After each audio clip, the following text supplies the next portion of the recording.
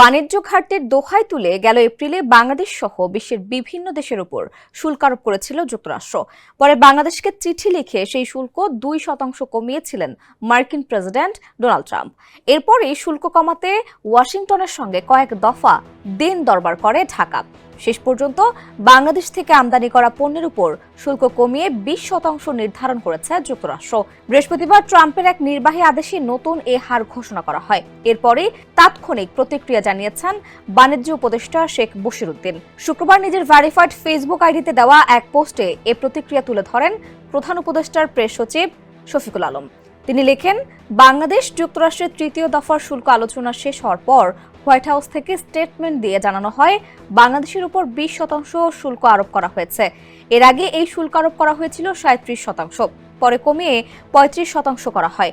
Press সচিব লেখেন, আজ চূড়ান্ত আলোচনা শেষে শুল্ক 20%-এর ঘোষণা এলো। শুল্ক আলোচনায় বাংলাদেশের নেতৃত্ব দিচ্ছেন বাণিজ্য উপদেষ্টা শেখ বশিরউদ্দিন।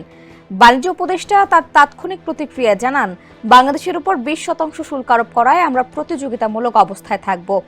আপনার এসির গ্যাসের সমাধান হলো এসজিএস ও সিএনএস সার্টিফাইড ফোরন রেফ্রিজারেন্ট গ্যাস, যার বিশুদ্ধতা 99.8%। ফোরন, শান্তি যেখানে, নিঃশ্বাসে।